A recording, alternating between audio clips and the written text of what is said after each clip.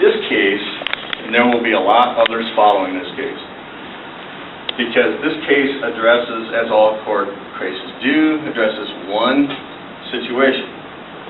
The facts that they had before them were that the police brought the dog onto or within an open field, but they said, no, you can't do that. Now, what that is going to create, when I say more court cases, is, well, okay, I understand that with the dog. How about if it's just me, the officer? Okay, Dad, an awful lot in the past. How about if it's me, the officer, and I smell something? There's a lot of potential for change here, which could, depending, again, this is a 5-4 decision, it's a very narrow decision, could completely get rid of the concept of open fields. Because what they're saying is, for a specific reason, you know, the person wasn't invited, etc., and that kind of is taking the police out of that general category, right, of people like delivering the mail, delivering the, I almost said delivering the milk. Does anybody get milk delivered to their house? I know, I'm old.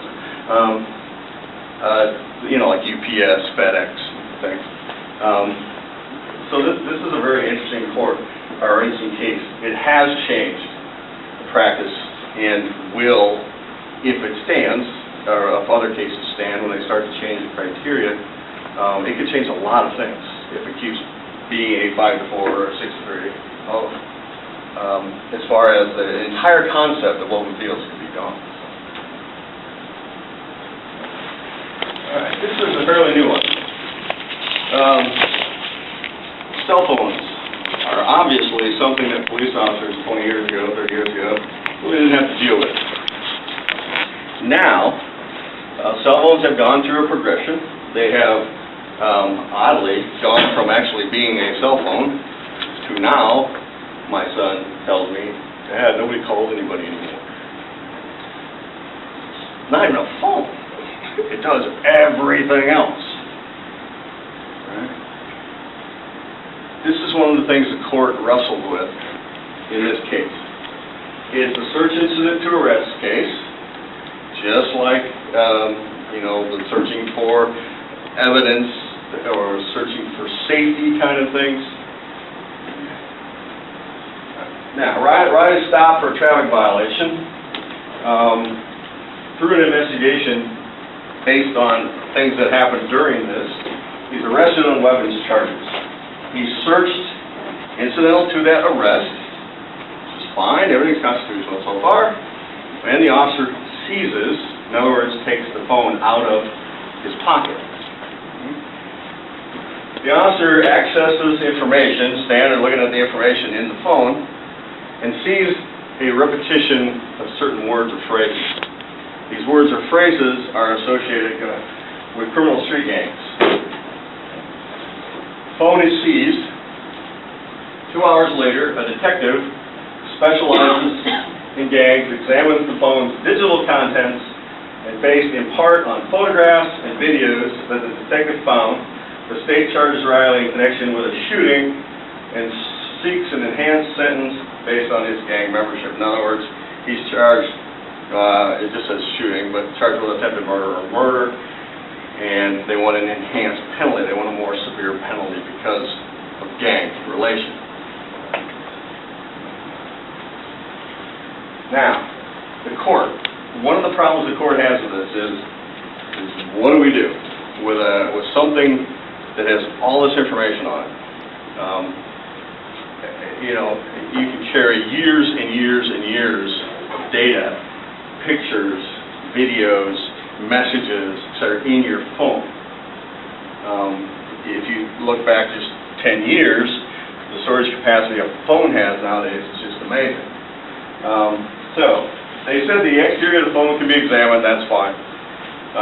You know, if I have a razor blade in the cover of my phone or something like that, they don't have a problem with that. But here's where it got hard. Digital data, what they decided, can be searched under exigent circumstances.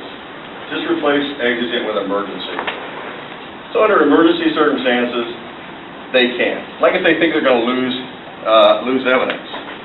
If they have reason to believe there's evidence on my phone to the crime that I've committed, obviously they can seize it to prevent me from getting rid of that evidence. Now, seizing it and searching it are two different things. And the court hints at this here. Go ahead. They talk about all the information it contains, how important it is to a person's life and their privacy. And they say, generally, the police cannot search the phone without a warrant, just because the person's arrested. Now, they've already stated there are situations they can, if it's an emergency or there are exigent circumstances. But what the court suggests, and what is actually the best practice, is if I'm an officer and I think something is on a phone, I can seize that phone, go to court, apply for a warrant to search it, and the judge will decide if I can search it or not. And that's basically what the court suggests. But the court does not get into exactly what these exigent circumstances are, and they rarely do. Even though you have a court case, in this case it's a unanimous decision, right? One judge kind of had to go off on their own and write their own little opinion because they said yes, they agree with everybody else. It's just saying no, it's unconstitutional. But they had a different reason why. But everybody agreed.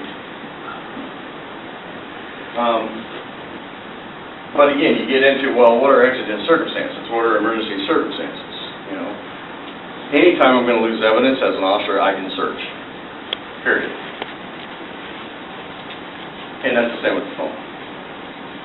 But, and there are remote ways. This is the interesting part too. Another little problem here. There are ways to access a cell phone remotely and destroy things on it, or get rid of things on it. And so this is not, even though this is a unanimous decision, it's not 100% answered, because there are so many situations out there that the police are going to be dealing with, that there's going to be more court cases, trying to figure out what these exigent circumstances are. And that holds true for every court case that comes before the court. They make a decision, and even though it's unanimous like this, right, here's what we say. And then the next 5 or 10 years, what they do is carve out exceptions. Unless, and so it can get really confusing. This one is interesting in 2 ways, and I'll share with you one thing I read about this, because it defines the difference between emotions, what I think or I feel should be, and what actually should be under the Constitution. This situation involves consent searches. Police can ask me, right? We already went through that. And a protective sweep. A protective sweep is if an officer comes into an area and they think that there may be somebody there. If it's reasonable to believe that, somebody else there that could potentially be a threat to them, they can do what's called a protective sweep. In other words, they can go through the house and see if anybody else is there. That practice has been, it's been okayed by the courts for a long time. In this situation, there was a robbery. It was a violent robbery. In other words, somebody was probably hurt at it. Officers observe robbery suspect run into an apartment building. They hear screams from coming inside the apartment building, and they knock on the door. Now, this is an interesting situation because, in all reality, if they see a robbery suspect run into a place, a violent crime, and they hear screams, they don't need to do this. They can break the door down and go right in there. Okay, that's an exigent circumstance. Okay. There's violence here, somebody's screaming, somebody could be getting hurt. They don't need to sit there, knock on the door and wait for the person to get hurt more. But they did, they knocked on the door. It's answered by Roxanne Rojos, and she appears battered and bleeding, consistent with the violence and the screams that they heard. The officer asked her to step out of the apartment so they can conduct a protective sweep. Okay. Obviously somebody else was there, right? They saw the guy run in. There's all these screams. She goes to the door and she's beat up. Fernandez then, who's the defendant here, comes to the door and he says, "No, you can't come in." And in my mind, there's kind of a question right there as to if he can actually do that constitutionally, but that's not the issue they covered here. They covered the consent to enter. Alright, so suspecting he was the one that assaulted the female, which makes sense, right? There's only 2 of them there, and the screams are recent. Officers remove him from the apartment, they arrest him. He later is identified as the robber and taken to the police station. The officer later returns to the apartment after obtaining Rojos, the victim's oral and written consent, and searches the premises where he finds several items linking the petitioner to the robbery. Now, this is what the court has to deal with here. Historically, the Supreme Court, and still, if there are 2 of us, let's say, and we live in an apartment, and we are both there, both of us have to agree to consent to the search of that apartment, at least in areas where they say there is common authority, right? If you live with somebody, like going to college and you have a roommate, right? The common authority is the bathroom, the living room, the kitchen. Your bedroom is your private area, that's not under common authority. Their bedroom is their private area. So as far as consent goes, you can give consent for your little private area, like your bedroom, but if both of you are there and you say yes, go ahead and search the entire apartment, and the other person says no, that's it. If one person says no, the police can't search.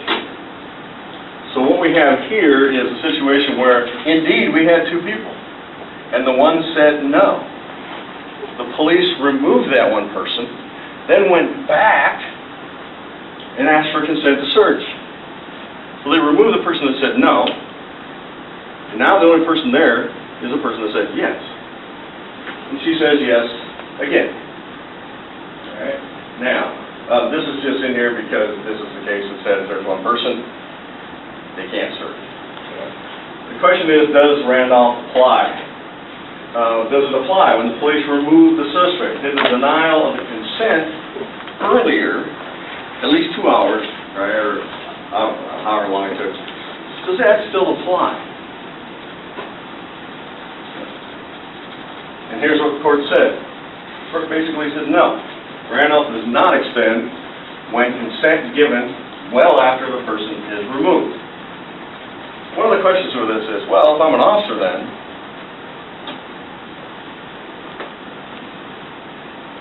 might I not remove the one that's saying no? And then go back? And so when you're talking about changes here, this is one that has potential, because if the officer, in this case, right, they had probable cause to arrest the guy for assault, perfectly constitutional. They removed him, perfectly constitutional. But in one way of thinking, that kind of overrides his rights. Take away the person that says no. This is a 6-3 decision. A little bit different, but not that much. One of the things I read about this court case, and it is not written by anybody that I know that has any clue about the court case or constitutional law, but they may have, I don't know. But the comment was, Sotomayor and Keegan, females, voted no, the police can't do this. And the comment was, oh, wait a minute, this is domestic abuse, and the women are saying this is wrong. And that is a classic example of somebody who is saying this is unconstitutional because of what they want to believe or their emotions. The Constitution and the Bill of Rights are rights. should not ever have anything to do with emotions. It's what is right and what is wrong according to our rights. We may not always like it, but that's the way it goes. Anytime you get the feeling that, wait a minute, that's not right, and you need to look at two things. One is, do you have a basis for that? To be quite honest, if it's something that's in the news, you probably don't. That's a bias, right? But if you look into it, you can get the court cases. You can see the facts. You can see the reasoning of the court. And they believe that it was unconstitutional to remove this person and then go back and override his rights by saying no on the consensus. That's what they're basing it on. Not that they like domestic abuse. But the comment that I read was a very typical emotions kind of thing. This isn't right. But it's used right. In my opinion, right, I agree with the minority here. You don't override somebody's rights by removing them. But the hard part is, does it ever end?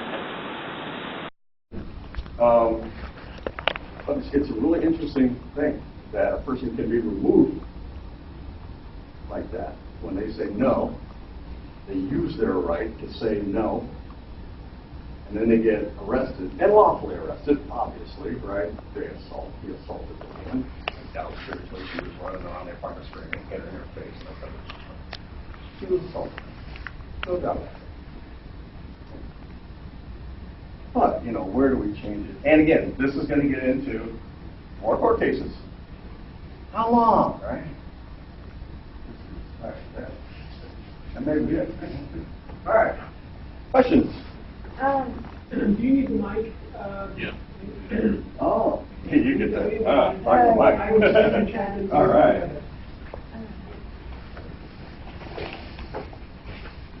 Okay. Obviously, like the whole situation with the Fernandez, with California cases, whether it was going against his rights, but what if, really, I'm trying to remember her name. Oh, it doesn't matter. Yeah. But what if she had pressed charges against him and had him arrested, and then they went back to search the apartment as evidence for proof that he actually... It's the same situation. Yeah. Oh, wait a minute. Do you mean with no consent initially? Like. That's the key. Did he say no initially before this, or there was no? The police did not ask anyone to search. Then he was arrested. Then they went back and asked her. Is that what the scenario? Well, I was just kind of like asking, like, if they had just gone in there, obviously right. They had probable cause just to enter the right. premises in right. the first place. Right. But if he had said no, mm-hmm. and she, like, later on went down and wanted to press charges against him okay. for assault, would they later right. have probable cause to go in there? That's the huge question. As far as consent, if she later wanted him arrested, first of all, there's a kind of a misconception that I can charge people. I can't. And to carry that even further, to blow your mind, police don't charge people either. They fill out a complaint. There is one person that can charge, the county attorney, the prosecuting attorney. They can do the charge. So I can go to them and say, I want him arrested. And they'll say, up to you. I'm not going to do it. But if it's the same situation, and then that's what the court's going to have to deal with, is this what you're talking about? Is he has said no, she has said okay, and there's not an arrest there. Then when we go down here, and she goes to the prosecuting attorney, and the prosecuting attorney says, yeah, we'll charge him, and then he gets arrested. That's a really great question. Is that the same scenario that they're talking about here, or does the fact that maybe it was 2 weeks later and he was arrested, does that change things so it's okay? Because there's an actual probable, or like a reason for him to be arrested, other than just he said no. Well, but there was in the first place. He didn't get arrested because he said no. I can say no to consent searches all day. There's nothing illegal about that. He was arrested because they had probable cause that he assaulted her. That's why he's arrested. But that's exactly what the court is going to have to deal with. Okay, we've got this scenario we've ruled on, right? 6 of us agree here, 3 of us say no. But what happens if we change that scenario just a little bit, and we put the arrest way out here? And I think what's going to happen with that situation anyway is it's going to depend on where he's arrested at. If he's arrested in the home, he's probably going to say no again, and that'll stand. If he's arrested outside the home, then he can't say no. Because not unless they ask consent of it. Because he's not there. Or is it? Will the court consider that? He knows they're going to go back and search, ask her for consent. What if he says you can't do that? I would think the court would say that doesn't matter because you're not there. Absence has always been kind of the rule. But as far as an answer goes, that's a great example because it's just a little bit different, but it's enough different that it may come right around the U.S. Supreme Court, and they're the ones they're going to have to choose. Personally, if he's there, he's going to be able to say no, and that's going to have to be the way it is. If he's not there, he won't be able to. If I'm an officer, officers have to think sometimes. They have to know the rules of the game, and they have to know how to play the game, and most of them are very good at it. If I'm an officer and I'm going to arrest him, where am I going to wait? Where am I going to arrest him? I'm going to wait until he's walking down the sidewalk someplace, clear on the other side of town. Then I'm going to arrest him. And then I'm going to have another officer go to the house and ask her if she might research. I'm not going to go to his house. Kind of been there, done that kind of thing, right? Didn't work. And so if I was an officer, that's how I would handle that. Okay, but also, like, going back to that whole, the common, like, commonality. Right.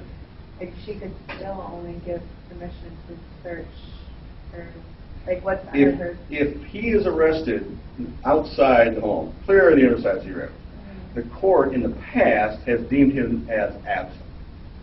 So he kind of has no vote. Does that make sense? Okay. Yeah, and that's probably what I didn't make clear. But if he's at home, or if you're at your apartment or something, you do have a vote. You can say yes or no. It's not really a vote, right? Does that help? Yeah, and that's why, again, if I'm an officer, and I'm a good officer, and I know the rules, and I know the game, I'm going to wait until he is clear out the other side of town, because I don't want him to have a vote on what's going on over there. Would that also count, like, say he had, like, the lease to the apartment in his name? Doesn't matter. Still doesn't matter? No, all the officer has to believe. They do not have to be right. They have to believe that the person lawfully did have some kind of common authority. In other words, they lived there. And what they may need to show in court is why they believe that. But there was, I mean, there might have been other cases, but there was at least one court case where the person that gave consent, the court actually ruled they didn't live there, or they didn't have that common authority. But the court said, but that's okay, because the police reasonably believed she did, so the search is fine. Well, I think this is the last question. Quick question. Keep it okay with the out of my factory. Good question. I was wondering if you could touch base on how police dog establishes probable cause. Where do you get probable cause to bring a police dog from? Where is the police dog not considered a search? It depends where it is. The use of a dog is always a search. And that's kind of the parameters they're carving out here. The police, in order to do a search, have to be where they are legally. So if they're out on a traffic stop in the middle of 380, they obviously can be there legally. and the area around my car where air is just kind of floating around, I have no expectation of privacy in that area. The court is going to look at, basically, and real quickly, this is a huge area, when do we have an expectation of privacy and when don't we? And there's two forms of that. There's subjective privacy, which I think I should have, and there's objective privacy, which society says it's okay. And so anywhere where they have, or I don't have, I guess, an expectation of privacy, like out in a public place, like, you know, the car, et cetera, or a shopping mall or wherever, park, the dog can obviously be there. And it used to be approaching my porch that was outside the curtilage, and I didn't have a reasonable expectation of privacy there. Here the court says, yeah, we think you do. And so they have pushed those limits out a little bit, but obviously with the car one, they said, no way. It's unanimous decision. So it kind of depends where I am and what expectation of privacy the court says I have. Got to remember, it's those 9 people. First day I'd say in a common law class is none of you have opinions. I don't even want to hear them. Right? Right. There are 9 people that have, I do like your opinion, but there are 9 people that have the say, and those are the U.S. Supreme Court justices. And so they define and extended it a little bit where our privacy is. Do you know the word privacy is not in the Constitution? It's the Constitution. It's not really the same thing. It's not there. It's not the Bill of Rights. We all think we have privacy. Old days kind of about privacy, right? Drones and stuff. You know what amazes me? You talk about drones and stuff. You know there's like 25,000 cameras in downtown Chicago? And we're worried about drones. No. Anyway, thank you very much.